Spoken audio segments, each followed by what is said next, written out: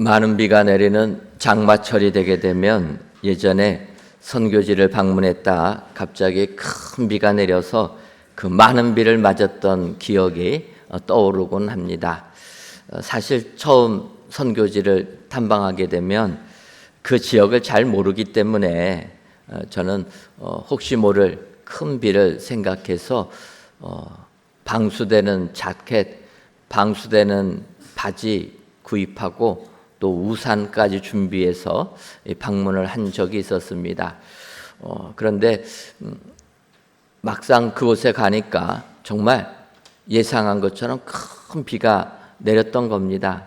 근데 같이 저희를 인도하던 분은 그 생각 안 하고 또 우산을 갖고 오지 않으셔서 이제 우리가 밖을 나가야 되는데 그 빗속을 어떻게 갈까 걱정하길래 제가 준비한 우산을 드렸습니다. 그러면서 제가 호기롭게 얘기했습니다. 저는 방수되는 모자도 있고 방수되는 자켓도 있고 방수되는 바지까지 다 준비했으니까 우산을 없으신 당신이 가지고 가시라.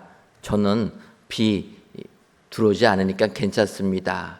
제가 우산을 드리고 먼저 가십시오 말씀을 드렸습니다. 그분은 큰 비가 내리니까 어쩔 수 없이 제가 드렸던 우산을 가지고 이제 앞서 나가셨습니다. 저는 이제 그분을 보낸 다음에 이제 큰 비가 내리는데 드디어 내가 준비한 이 방수 자켓의 능력을 보여줘야 되겠다 생각하고 그 장대비 같이 내리는 빗속을 들어갔는데 결과가 어떻겠습니까? 저는 분명히 방수 자켓이라 그렇게 알고서 옷을 준비했는데 방수는커녕 그냥 온몸으로 빗물이 들어오는 겁니다. 그래서 물에 빠진 생쥐처럼 흠뻑 젖어가지고 이제 먼저 가신 그분이 가셨던 그곳에 가서 그분을 만났습니다. 제가 확 젖어가지고 오는 걸 보고 그분이 너무나 미안해하는 겁니다. 그래서 제가 그분한테 말씀드렸습니다. 너무 미안해하지 마십시오. 제가 방수되는 옷인 줄 알았는데 흡수되는 옷을 사가지고 이렇게 흠뻑 잘 젖었습니다. 이렇게 말씀드렸던 기억이 납니다. 그러면서 제가 한 가지 느낀 겁니다. 야, 너무 광고를 믿지 말아야 되겠다. 분명히 방수된다고 했는데 그렇게 큰 비에는 방수의 기능이 안 되는 거였습니다. 근데 그것도 모르고 방수되는 줄 알고 자켓하고 바지, 모자까지 있으니까 염려 없을 거라 했는데 아니라라는 겁니다. 여러분, 요즘에도 마찬가지 아닙니까? 요즘에 유튜브가 발전하다 보니까 우리들을 현혹하는 내용들을 진짜같이 사실같이 이야기하는 게 너무나 많이 있다라는 겁니다. 그런데 우리는 이와 같은 현혹에서 빠지면 안 된다라는 겁니다. 이렇게 현혹되다 보면 우리 민족의 비극인 6.25 전쟁이 왜 일어났겠습니까?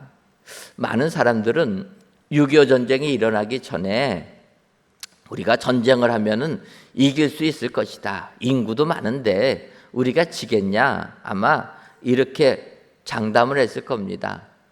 우리가 현실을 바로 알았더라면 그런 것에 대하여서 준비를 잘 했을 텐데 전혀 대비하지 않고 사흘 만에 서울 수도가 함락당한 것 아닙니까? 아마 사람들은 온갖 이야기들을 했을 겁니다. 그래도 같은 민족인데 민족끼리 총불이 겨누면서 죽이기 하겠느냐 이런 말 하지 않았겠습니까? 또 우리만 도발하지 않으면 상대는 우리를 먼저 공격하지 않을 것이다. 뭐 이런 희망회로만을 돌렸을 것입니다. 결과는 그 말에 현혹된 우리들 6.25라는 비참한 전쟁의 고통을 당했다라는 겁니다. 어찌 보면은 우리들의 사는 이 세상은 우리들에게 이렇게 얘기합니다. 세상적인 상식과 경험과 이론 이런 걸 이야기하는 겁니다. 어찌 보면은 이러한 문제점을 2000년 전 예수님께서 이 땅에 오셨을 때에도 유대인들에게 동일한 지적을 하고 계시는 것을 볼 수가 있습니다. 오늘 보면 누가복음 10장 12절을 보면 내가 너희에게 말하노니 그날의 소돔이 그 동네보다 견디기 쉬우리라. 이렇게 예수님께서 말씀하십니다. 이 누가복음 10장은 예수님께서 70인 전도인을 파송하신 사건이 기록되어 있는 부분입니다. 70인 전도인을 보내면서 2명씩 짝지어서 복음을 전하라, 천국 복음을 선포해라 보내시면서 하셨던 말씀입니다. 복음을 전하고 그들이 복음을 증거할 때 거절하는 자들이 있다라는 겁니다. 그럼 주님이 안타까워서 하신 말씀이 그날에 소돔이 그 동네들보다, 복음을 거절하는 동네들보다 견디기 쉬웠을 것이다. 소돔은 어떠한 곳입니까? 우리가 잘 아는 대로 아브라함의 조카가 되는 롯이 선택한 비옥한 땅, 에덴 동산과 같은 이렇게 좋은 땅이 소돔 땅이었다라는 겁니다. 그런데 하나님께서 이렇게 풍요로운 소돔 땅에 죄악이 관영한 것을 보시고 아브라함에게 말씀하지 않습니까? 내가 이 소돔 땅을 심판하겠다. 그때 아브라함이 하나님께 부탁합니다. 처음에는 의인 50명 얘기하다가 마지막에는 의인 10명만 소돔 땅에 있어도 심판하지 않아 주셨으면 좋겠습니다. 그때 하나님께서 아브라함의 이 부탁을 듣고 의인 10명만 소돔 땅에 있어도 내가 그 나라를, 소돔 땅을 심판하지 않겠다 약속해 주셨습니다. 결론적으로 어떻게 됩니까? 그곳에는 의인 롯밖에 없었다라는 겁니다. 결국은 하나님께서 불과 유황을 비같이 내려서 그 소돔성, 고모라성을 다 불살라 버렸다라는 겁니다. 왜 소돔 땅은 하나님의 말씀을 듣지 않았겠습니까? 그것은 천국에 대한 관심 없고 세상 것에 함몰되어서 세상 육신의 정욕을 따라 살다 보니까 그런 죄악 가운데 거한 사람들이 아니었겠습니까? 그런데 주님이 하시는 말씀입니다. 지금 하나님의 천국 복음을 증거하는데 너희들 믿지 않는다라는 겁니다. 받아들이지 않는다는 겁니다. 그래서 결론적으로 너희들 소돔보다 더한 심판이 너희들에게 임할 것이다. 주님이 경고하고 계시다라는 겁니다. 오늘 귀한 예배에 참여하신 사랑하는 성도 여러분, 여러분들은 얼마나 하나님의 말씀에 순종하고 계십니까?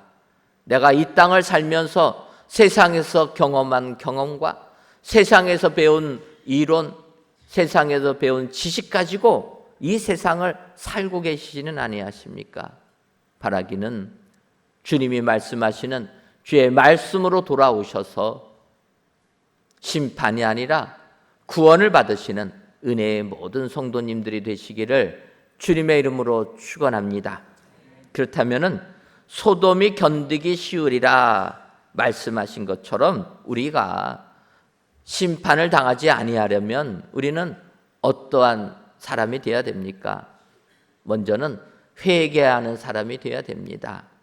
누가복음 10장 13절을 보면 화했을진저 고라시나 화했을진저 벳세다야 너희에게 행한 모든 권능을 두로와 시돈에서 행하였더라면 그들이 벌써 베옷을 입고 제에 앉아 회개하였으리라. 예수님께서 고라신이라는 지역, 벳세다라는 지역을 책망하시는 부분이라는 겁니다. 여러분, 우리가 아는 대로 예수님 베들레헴에서 태어나셨지만 어디에서 거하셨습니까? 갈릴리 땅 나사렛에서 자라신 분이 예수님이십니다. 그래서 사람들이 예수님을 나사렛 예수라, 고향이 나사렛인 예수님이라 이렇게 지칭하는 겁니다. 바꿔 말하면 예수님이 고향같이 여겼던 데는 갈릴리 땅이라는 겁니다. 그 갈릴리 땅에 고라신과 벳세다가 있었던 겁니다. 특별히 벳세다 땅은 우리가 아는 대로 예수님께서 물고기 2마리와 보리떡 5개로 5,000명을 먹이시고도 12광주리라 남았던 오병이어의 이적이 있었던 곳이 벳세다 땅이라는 거예요. 얼마나 많은 이적을, 놀라운 이적을 주님이 보여주신 그 땅 아닙니까? 그런데 그 땅에 사는 사람들이 천국 복음을 받아들이지 않았다라는 겁니다. 이 고라신과 벳사다 지역이 속해 있는 갈릴리 땅, 뭉뚱그려서 갈릴리 땅은 우리가 아는 대로 이스라엘 나라를 보면은 남쪽으로 유다 나라가 있습니다. 남유다. 북쪽으로는 북이스라엘. 그런데 북이스라엘 수도는 그 중간 부분이고 갈릴리 지역은 아예 최고로 북쪽에 위치한 곳이 갈릴리 땅입니다. 근데 이 갈릴리 땅을 마태복음 4장 15절과 16절을 보면 마태가 이사야서를 인용하면서 이렇게 표현합니다. 스불론 땅과 납달리 땅과 요단강 저편 해변길과 이방의 갈릴리여, 흑암에 앉은 백성이 큰 빛을 보았고 사망의 땅과 그늘에 앉은 자들에게 빛이 비추었더라 하였느니라. 갈릴리 땅을 이사야 선지자는 이방의 땅이라 이렇게 표현하는 겁니다. 북이스라엘에 속해 있는 땅이었는데 이사야는 이방의 땅이라 표현했다라는 거예요. 왜 그렇습니까? 그만큼 갈릴리 땅은 이방 민족이 치리하던, 빼앗아서 다스리던 땅이었다라는 겁니다. 어떨 때는 아람 왕 하사엘이 이 갈릴리 땅을 점령하기도 했습니다.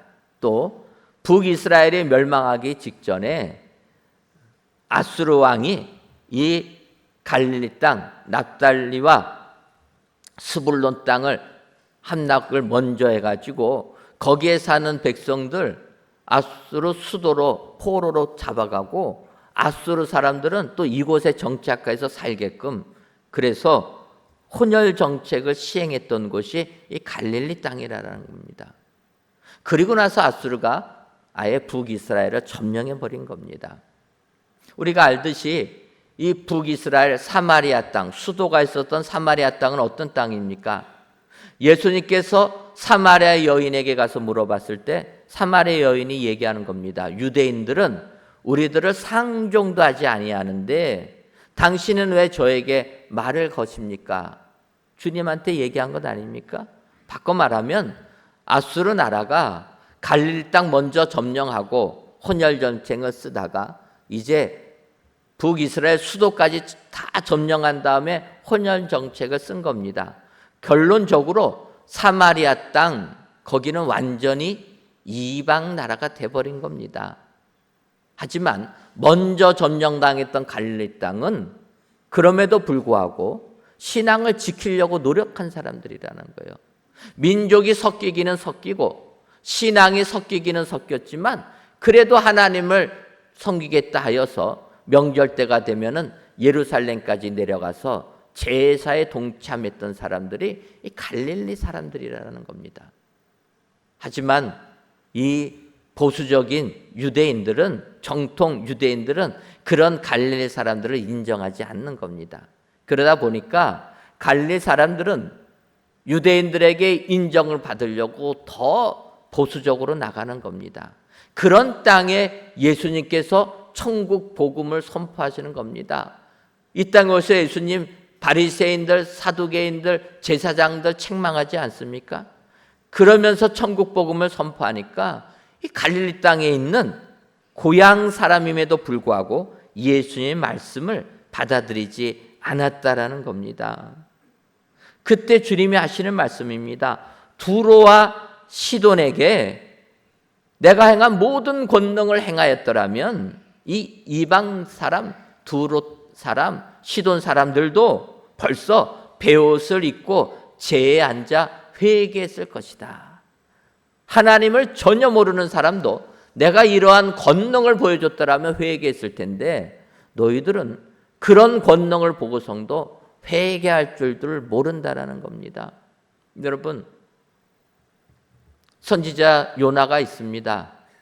하나님께서 너는 가서 니느웨에 가서 회개를 외쳐라 명하지 않습니까? 그런데 요나는 니느웨는 아수르 나라 사람 아닙니까? 이방인이 왜 구원받느냐? 마음에 들지 않아가지고 니느웨를 안 가고 다시생 배를 탔다가 배가 풍랑 만나서 요나 큰 물고기에 사흘 동안 갇혀 있다가 토해지지 않습니까? 요나가 회개하고 하나님이 명하신 그대로 니느웨에 가서 선포합니다. 40일 후에 이 느느웨 성은 멸망할 것이다. 요나가 선포하니까 요나서 3장 5절을 보면 니느웨 사람들이 하나님을 믿고 금식을 선포하고 높고 낮은 자를 막론하고 굵은 베옷을 입은지라, 이렇게 표현하는 겁니다. 요나가 회개를 외치니까 하나님을 전혀 모르던 니느웨 사람들조차도 회개했다라는 겁니다. 베옷을 입고 제에 앉아서 회개했다라는 겁니다. 이렇게 회개하니까 10절에 하나님이 그들이 행한 것 곧 그 악한 길에서 돌이켜 떠난 것을 보시고 하나님이 뜻을 돌이키사 그들에게 내리라 하라고 말씀하신 재앙을 내리지 아니하시니라. 여러분, 회개하는 자에게는 하나님께서 재앙을 거두시고 구원을 주시는 줄 믿습니다. 예수님께서 이 땅에 오셔서 천국 복음을 전파하는데 제자들을 통해서 복음을 증거하는데 안 믿었다라는 겁니다. 그때 주님이 하시는 말씀입니다. 회개하라라는 거예요. 회개하면 이방인들조차도 구원해 주신 하나님이 너희들을 안 구원해 주시겠느냐? 주께로 돌아오라라는 겁니다. 여러분, 진정으로 오늘도 주님이 우리에게 하시는 말씀을 들으시기를 바랍니다.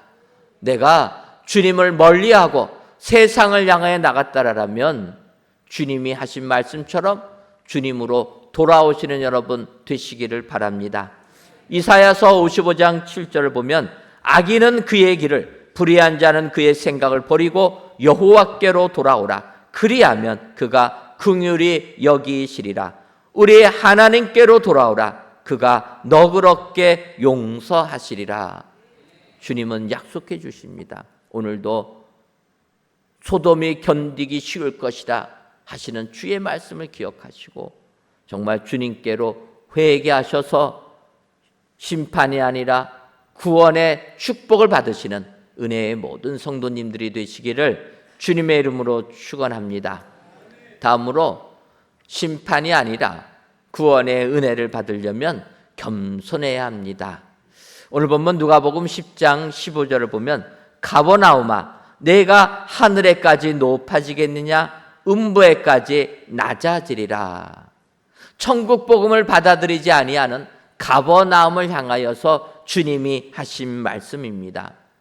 가버나움도 마찬가지로 갈릴리 땅, 예수님께서 좀 머무시기도 했던 곳이 가버나움 땅입니다. 근데 이 가버나움 땅은 갈릴리 땅이면서 요단강 건너편에 요단강을 가로지르는 상업 도로가 있어서 이 갈릴리에 속한 가버나움이 부요한 도시라는 겁니다. 여러분, 풍요로운 삶을 살았던 사람들이 가버나움 땅에 거한 사람들이라는 겁니다. 이렇게 사람들이 풍요로우면 어떻게 됩니까? 내가 가진 것이 많으면 교만해지기 쉽다라는 거예요. 여러분, 물질만 많다고 교만해집니까? 학식이 높은 분들도, 지식이 많은 분들도 교만해지기 쉽다라는 거예요. 많이 못 배우신 분들이 잘 이해하지 못하면 우습게 여기지 않습니까? 그것뿐입니까? 권력을 잡으면은 그 교만함은 하늘을 찌른다라는 겁니다. 왜 그렇습니까? 모든 사람들이 자기 앞에 무릎 꿇는 것 아닙니까? 자기가 명하는 대로 사람들이 다 움직여지니까 자기가 가장 높은 겁니다. 하늘까지 높아진다라는 거예요. 그런 예가 성경을 보면은 유다의 나라를 멸망시킨 바벨론 왕 느부갓네살을 볼 수가 있습니다. 여러분, 느부갓네살이 바벨론을 통치할 때 바벨론 나라는 가장 강력한 나라가 됩니다. 주변국들을 다 점령해서 그 전체의 패권을 잡은 나라가 바벨론 나라라는 겁니다. 그래서 지금도 여러분 고고학적으로 보게 되면 이 바벨론 시대에 느부갓네살 왕에 지어진 하늘궁전, 공중궁전이라 하는 세계 7대 불가사의 중에 하나가 이곳에 있다라는 겁니다. 고대 사람들이 만들었던 아주 건축물들, 수천 년이 지난 지금 봐도 이런 걸 어떻게 만들었을까 이해가 되지 않는다 하는 내용을 세계적으로 한 7가지 정도를 예를 들어서 지적하는데, 그 중에 하나가 느부갓네살 왕이 건축한 하늘궁전, 공중정원이라는 겁니다. 하늘에다가 정원을 줄 수 있겠습니까? 그러지는 않은데 사람들이 그렇게 표현하는 거예요. 어떤 표현이냐면, 느부갓네살의 아내가 메대 사람 여인을 아내로 삼은 겁니다. 근데 이 메대 나라는 산이 있는 이런 나라라는 거예요. 이에 반해서 바벨론 수도는 평지입니다. 그러니까 이 느부갓네살의 아내가 느부갓네살과 결혼해서 바벨론 궁에 거하고는 있는데 고향이 그리운 겁니다. 내가 살던 메덴 나라 고향은 산이 있고 나무가 있는 곳인데, 이 결혼해서 바벨론 땅에 와보니까 여기는 그냥 평지만 있는 거예요. 그러니까 이 아내가 향수병에 걸린 겁니다. 그렇다고 아내를 고향으로 보낼 수도 없고 하니까 느부갓네살이 그러면 아내의 향수병을 고치기 위하여서 뭐 하면 되겠습니까? 산을 그리워하니까 산을 만들어주면 되겠다. 대단한 남편 아닙니까? 요즘에 이런 남편이 있으면 얼마나 행복하겠습니까? 아내가 산을 그리워하니까 산을 만들어줍니다. 그래서 인공산을 만든 거예요. 건축을 해가지고 산같이 만든 겁니다. 거기에 나무 심고 잔디 심어가지고 정원을 만든 거예요. 평지에다가 정원을 만든 게 아니라 인공으로 산을 쌓아서 정원을 만들으니까 하늘정원이라, 공중정원이라 이렇게 표현하는 겁니다. 이러니 느부갓네살이 얼마나 힘이 많은 사람입니까? 그래서 그의 교만이 하늘을 찔렀다라는 거예요. 다니엘서 3장 30절을 보면, 나 왕이 말하여 이르되 이 큰 바벨론은 내가 능력과 권세로 건설하여 나의 도성으로 삼고 이것으로 내 위엄과 영광을 나타내는 것이 아니냐 하였더니, 느부갓네살이 뭐라고 얘기합니까? 큰 성 바벨론, 이 바벨론 성은 내가 능력과 권세로 건설했다. 내가 했다라는 거예요. 내가 나의 도성으로 삼았다. 이것으로 내 위엄과 영광을 나타낸 것이라. 얼마나 교만한지 이 나라를 내가 3번이나 언급하면서 내가 다 했다라는 것 아닙니까? 교만이 하늘을 찔렀다라는 거예요. 권력이 있으니까. 또 자기가 명하면 다 되니까, 주변 나라들 다 점령하니까 교만이 하늘을 찔렀다라는 겁니다. 그때 이어지는 다니엘서 3장 31절과 32절을 보면, 이 말이 아직도 나 왕의 입에 있을 때에 하늘에서 소리가 내려 이르되, 느부갓네살 왕아 내게 말하노니 나라의 왕위가 내게서 떠났느니라. 뭐라고 얘기합니까? 이 말이, 내가 다 했다라고 하는 말이 아직까지 내 입 안에 있을 때 말하자마자라는 것 아닙니까? 그때 하나님께서 말씀하셨다라는 거예요. 내 나라의 왕위가 너에게서 떠나가 버렸다. 내가 사람에게 쫓겨나서 들짐승과 함께 살면서 소처럼 푸를 뜰을 먹을 것이요, 이와 같이 7대를 지나서 지극히 높으시니가 사람의 나라를 다스리시며 자기의 뜻대로 그것을 누구에게든지 주시는 줄을 알기까지 이르리라 하더라. 교만이 하늘을 찌른 느부갓네살에게 하나님이 하신 말씀입니다. 너 쫓겨난다라는 거예요. 그 말씀이 나오자마자 느부갓네살 어떻게 됩니까? 바로 미쳐버렸다라는 거예요. 누가 와서 침략은, 워낙 나라가 강성하니까 외적의 침입은 다 이길 능력이 있는 나라입니다. 그런데 어떻게 됩니까? 정신이 이상이 되었다라는 거예요. 하나님이 치시니까. 결국 어떻게 됩니까? 미쳐버리니까 신하들이 그 왕한테 왕위를 못 맡기는 것 아닙니까? 내쫓기게 됩니다. 어떻게 됩니까? 미쳐서 소처럼 풀을 먹고 몸이 하늘이슬해졌고 머리털이 독수리 털과 같이 자랐고 손톱은 새 발톱과 같이 되었다. 미쳐서 광야를 헤매면서 7년을 살았다라는 거예요. 하나님이 정하신 때가 차게 되니까 그제서야 총명이 돌아와서 느부갓네살이 깨달았다는 겁니다. 그리고 나서 느부갓네살이 결론적으로 합니다. 다니엘서 3장 37절을 보면 그러므로 나 느부갓네살은 하늘의 왕을 찬양하며 칭송하며 경배하노니 그의 일이 다 진실하고 그의 행하심이 의로우심으로 교만하게 행하는 자를 그가 능히 낮추심이라. 느부갓네살이 고백한 내용입니다. 하나님은 어떤 분이십니까?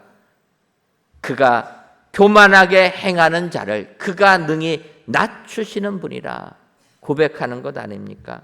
여러분, 하나님은 교만한 자를 멀리하시고 겸손한 자를 가까이 하시는 분이신 줄 믿습니다.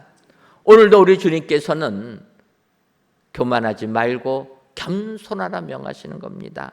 내가 세상에서 가진 것이 많다고, 배운 것이 많다고, 높은 지에 올랐다고, 신앙적인 부분에서 내가 먼저 예수님 믿었다고, 내가 먼저 주를 위하여 봉사했다고 우월감 갖지 말고 겸손하라고 말씀하십니다. 겸손하고 오직 하나님 나라에 관심을 가지고 나아간다라면 심판이 아니라 축복이 임한다. 오늘도 주의 말씀 기억하셔서 겸손하게 복음을 들으시고 복음에 관심을 가지시고 복음을 믿으셔서 심판이 아니라 구원을 받으시는 은혜의 모든 성도님들이 되시기를 주님의 이름으로 축원합니다. 마지막으로 심판이 아니라 구원의 축복을 받으려면 말씀을 들어야 합니다.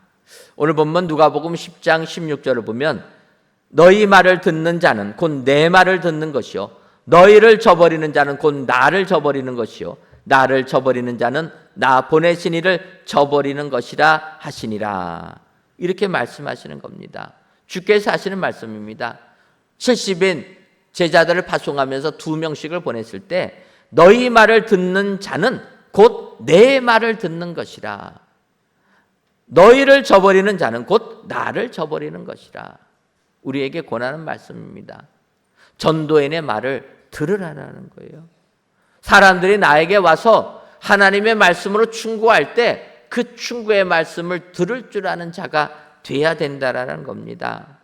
아모스 선지자는 아모스서 8장 11절에서 주 여호와의 말씀이니라 보라 날에 이를지라 내가 기근을 땅에 보내리니 양식이 없어 주림이 아니며 물이 없어 가람이 아니요 여호와의 말씀을 듣지 못한 기갈이라. 이렇게 말씀하십니다.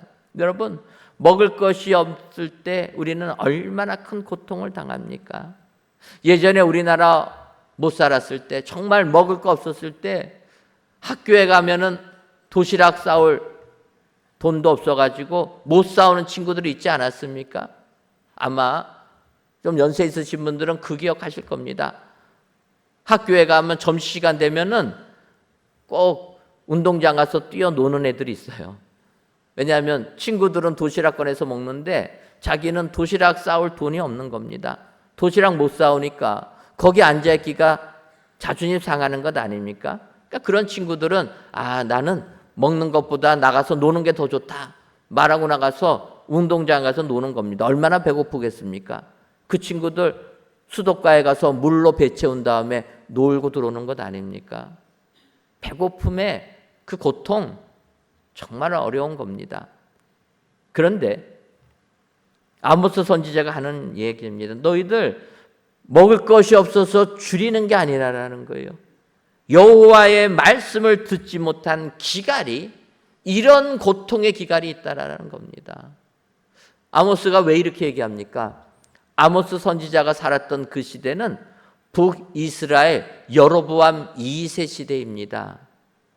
북이스라엘 나라가 남유다와 북이스라엘로 갈라져서 북이스라엘로 시작한 그 나라가 여로보암 2세 때 가장 부강한 나라, 가장 부유한 나라가 바로 여로보암 2세 시대라는 거예요. 그러니까 이 아모스 선지자가 활동하던 그 시대는 먹을 것이 풍부한 풍요로운 세상이라는 거예요. 이렇게 먹을 것이 많으니까 그 사람들이 어떻게 됩니까? 세상 것에 빠져가지고 하나님 안 찾는다라는 거예요. 등 따숩고 배 부르니까 하나님 안 찾는 것 아닙니까? 우리나라도 마찬가지 아닙니까? GDP가 올라가니까, 선진국의 반열에 올라가니까 사람들이 예수님을 안 찾는 것 아닙니까? 그런 북이스라엘 나라 사람들에게 이사야 선지자가 외친 말씀입니다. 너희들 여호와의 말씀을 듣지 못한 기갈이 있다라는 거예요. 오늘도 이 하나님의 말씀을 기억하고 우리들은 하나님의 말씀을 들어야 될 줄 믿습니다. 전도인이 주의 복음 증거할 때 그 복음을 받아들여야 된다라는 겁니다. 하나님의 은혜 가운데 저희 교회가 천호동으로 이전한 다음에 이 지역 날마다 빌립 전도대원들 나가서 복음 전하지 않습니까? 공영주차장 지상은 공원이 되어가지고 우리 빌립 전도팀들이 매일마다 거기 나가서 차 봉사하면서 전도지 나눠드리고 있습니다. 날이 요즘에 더운 철이 되니까 지나가다가 시원한 음료수 달라고 오히려 요청을 합니다. 복음을 전하고 있습니다. 우리가 8월 첫째 주가 되면은 조도 땅까지 가서 섬까지 가서 그 조도를 위하여서 복음을 전하는 일을 진행합니다. 8월 셋째 주에는 멀리 비행기 타고 캄보디아 땅까지 가서 주의 복음 증거하는 겁니다. 하나님의 말씀을 들어야 되기 때문에 우리는 먼저 하나님의 말씀을 들은 자로서 그 말씀을 세상에 전하는 일을 행하게 된다라는 겁니다. 주의 말씀을 전할 때 얼마나 사람들이 받아들입니까? 많이 않습니다. 하나님 받는 것, 받아들이는 것 많지 않다라는 거예요. 오늘 성경이 이야기합니다. 천국 복음을 받아들이지 않으면 소돔보다 더한 심판이 너희들에게 임하게 된다. 하나님의 나라를 믿지 아니하면 우리에게는 심판이 임하게 된다. 오늘도 주님이 경고의 말씀하고 계신다라는 겁니다. 오늘 귀한 예배를 드리시는 사랑하는 성도 여러분, 바라기는 우리 모두는 예수의 말씀을 듣고 그 말씀을 믿으셔서 심판이 아니라 구원의 축복을 받아 누리시는 은혜의 모든 성도님들이 되시기를 주님의 이름으로 축원합니다.